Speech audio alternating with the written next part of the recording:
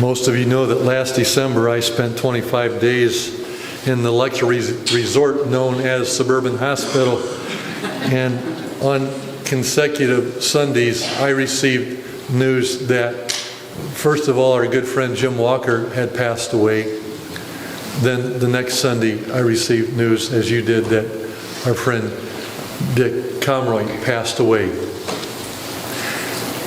And being alone and trying to get through some really quiet, hard, dark nights, I had a lot to think about.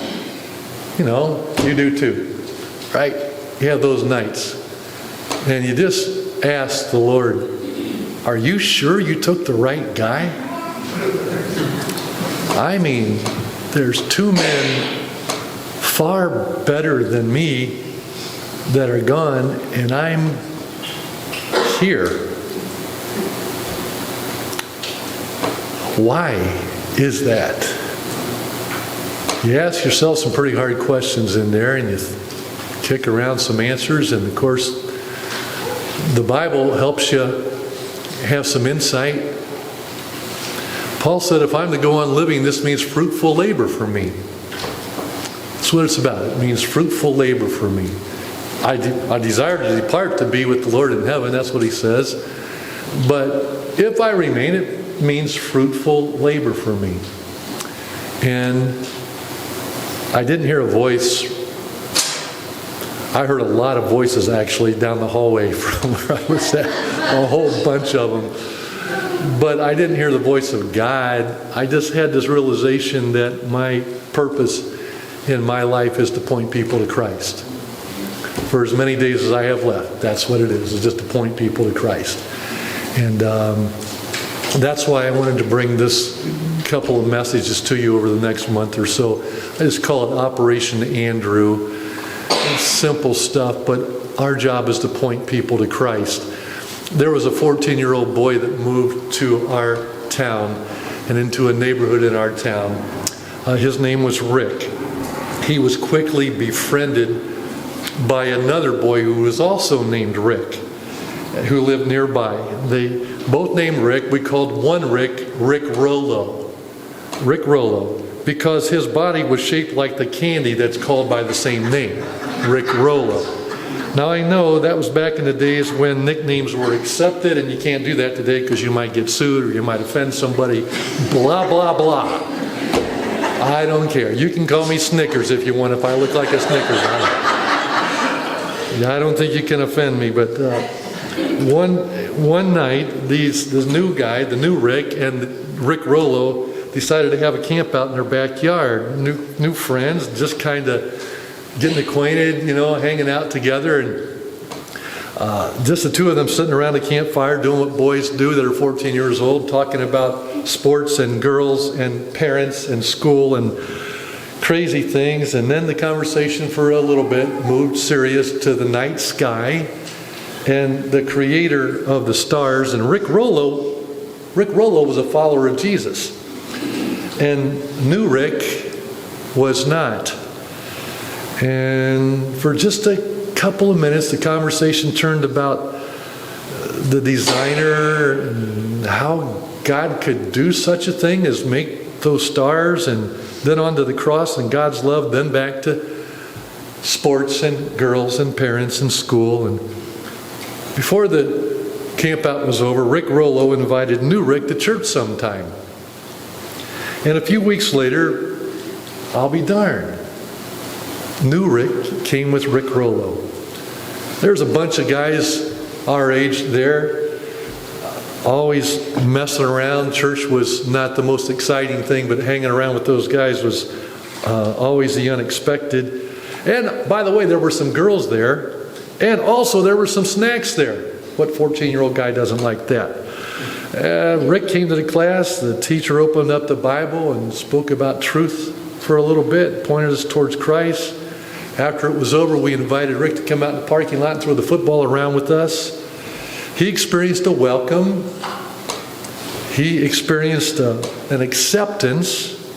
And it wasn't long until new Rick, surrendered his life to Christ and became part of us, and he's been my friend since age 14 till now. It's simple. It's just simple how it worked. You all have stories like that. You have lived that story. How did you come to know Christ? One day my dad invited a co-worker over for dinner. His name was Floyd.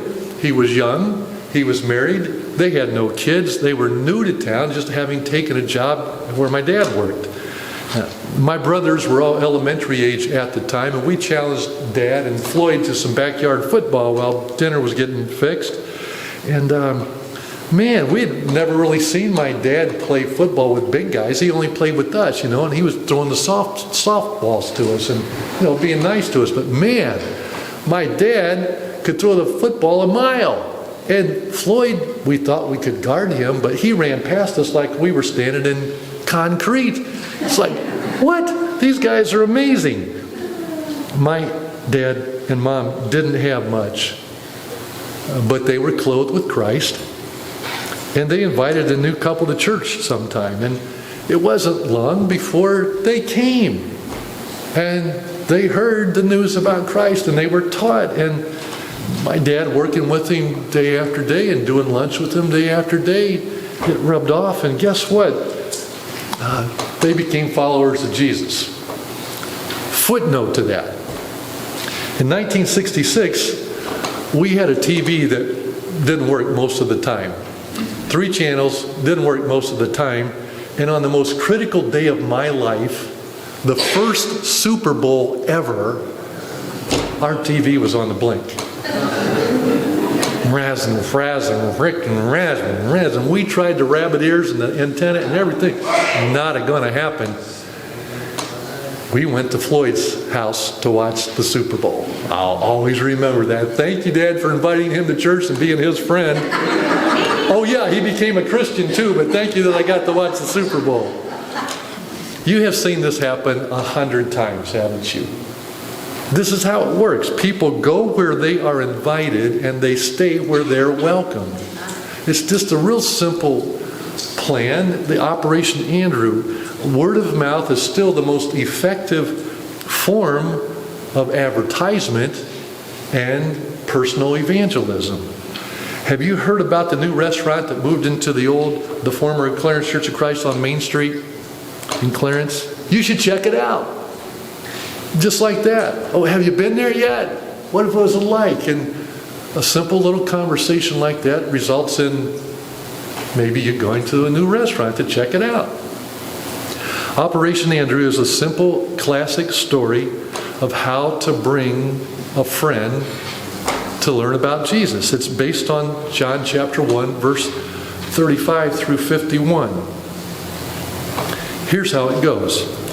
The next day, John was there again with 2 of his disciples. When he saw Jesus passing by, he said, "Look, the Lamb of God."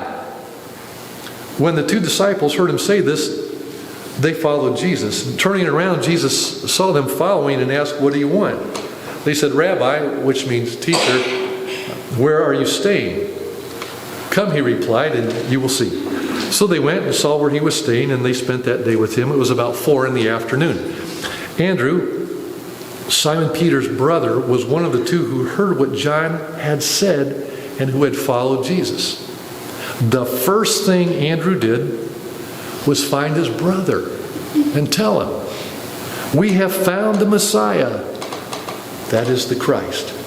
And he brought him to Jesus. Jesus looked at him and said, "You are Simon, son of John. You will be called Cephas," which is translated Peter.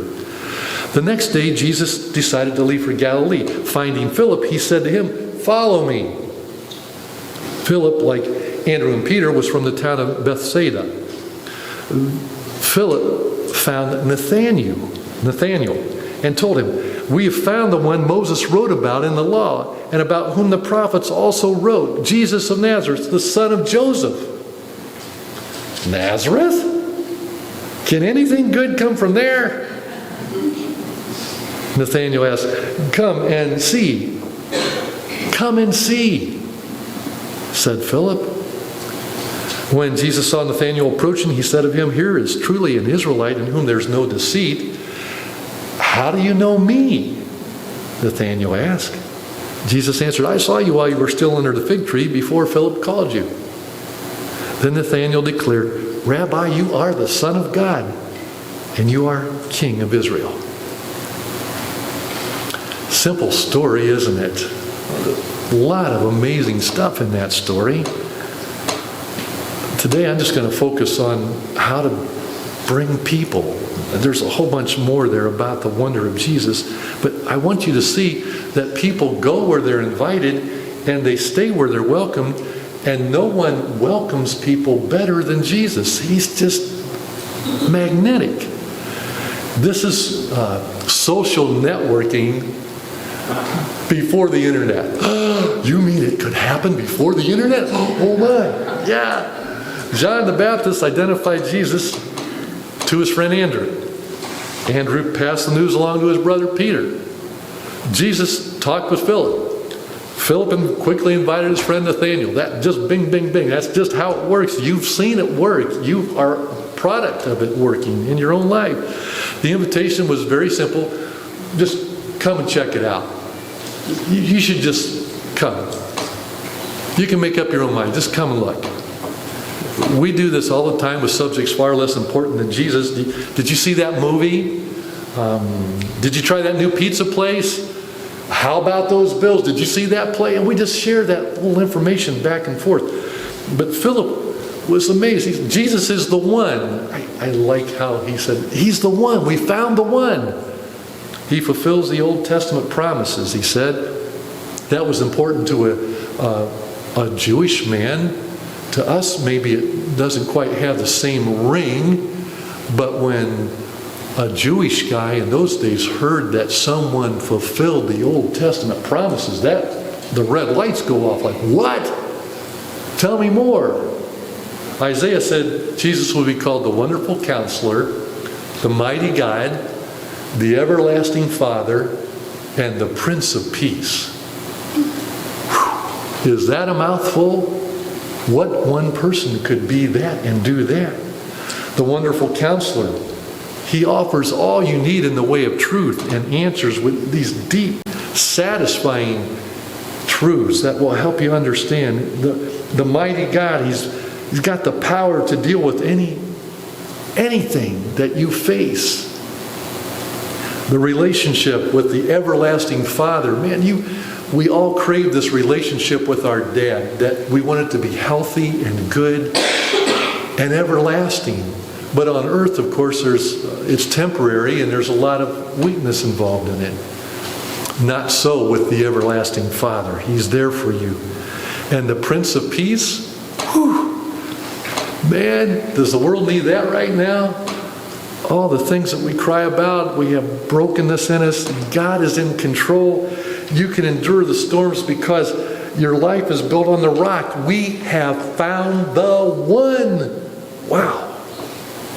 And I notice that when people come and see, they find that Jesus is irresistible. I can't really find a better word than that. People need to be around him. With Jesus, everybody counts, and somehow they quickly realize that they're in the presence of somebody that cares and knows them.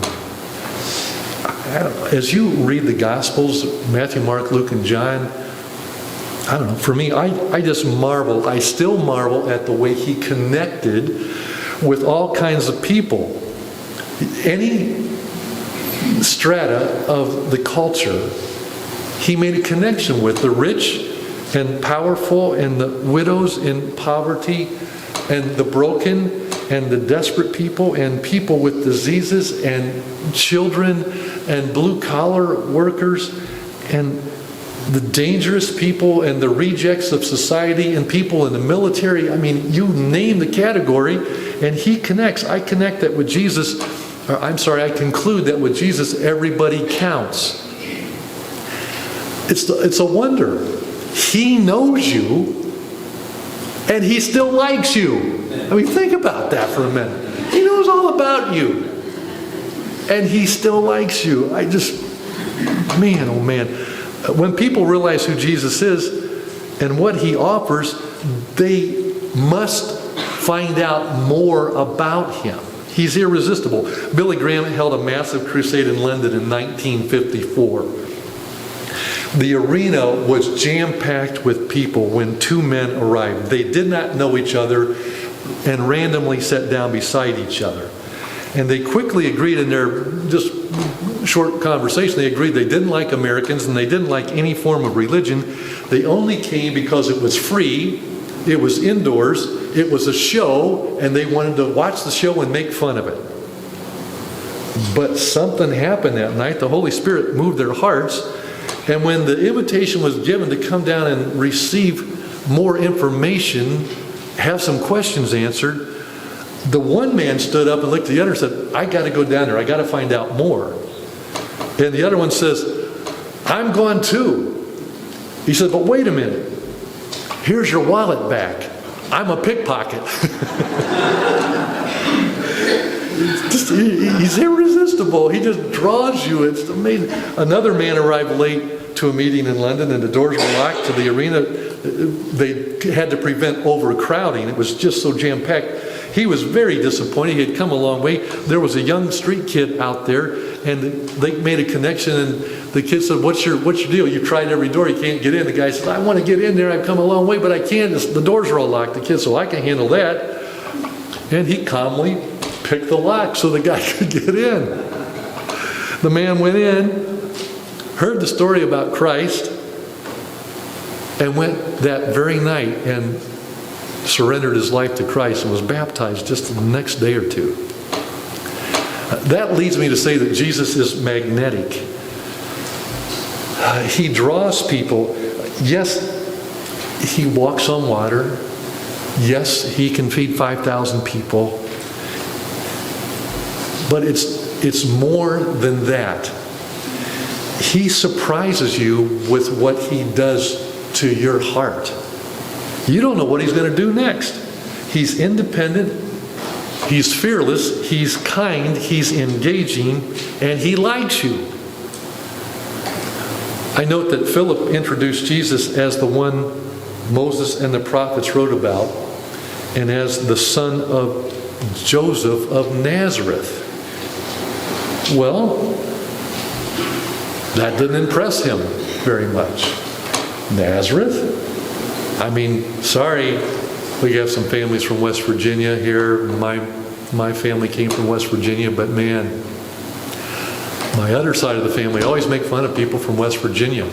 Just did. It just made fun of them. You know, Hicks from the sticks, that's what they were, and just had fun with them because that's where my mom's family was from, and she always had something to come back with us at, Just good stuff. I mean, there's a little story that says a mom from West Virginia wrote to her son who had moved away and said, Dear son, I'm writing this letter to you very slowly because I know you can't read fast. That kind of banter back and forth all the time, all the time. Well, that's kind of the disdain that Nathaniel had. He's like, what?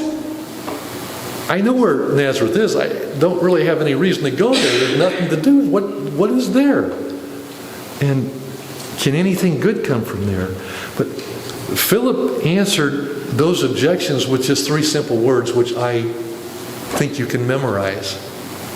Come and see. Check it out. I don't need to convince you about anything. Just get here and meet him. You'll see yourself. Just check him out. Nathanael concluded then, after just a short time, that Jesus was not only the son of Joseph from West Virginia, Nazareth, not just from Nazareth, but he concluded even more, he was the Son of God. And that just after a relatively brief encounter there in John chapter 1. He was going to see a lot more after that, but man, just there was enough to convince him. That's what Jesus does because that's who he is, the Son of God. Better than any toy, deeper than any love, greater than any achievement. The long search for approval ends with him.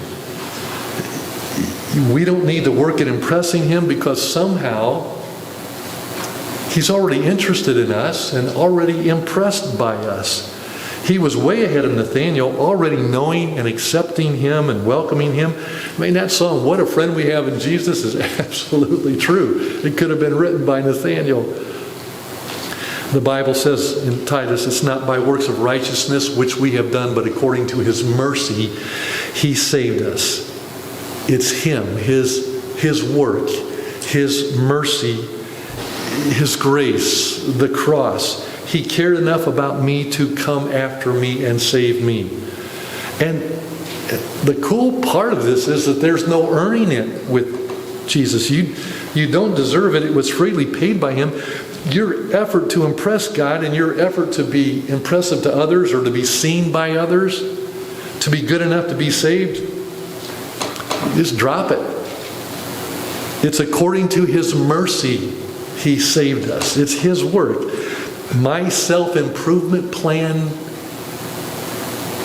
almost always ends in failure. I want to be better, I want to do well, but it just doesn't work. But meeting Him, surrendering to Him, that's the turning point, because from the inside He starts the transformation to make you more than you ever thought you could be, from the inside out. So you conclude, like Andrew and Philip, that this Jesus is worth knowing. You might say,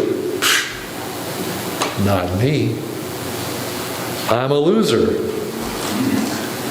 I know a lot of people feel like they are unworthy of God's grace. Join the crowd. There's a long, long line of us. That's the key. You realize you're unworthy. You are a son or a daughter who has been kidnapped and held ransom by an evil enemy. And your Father has been pursuing you and has already paid this unthinkable ransom to set you free.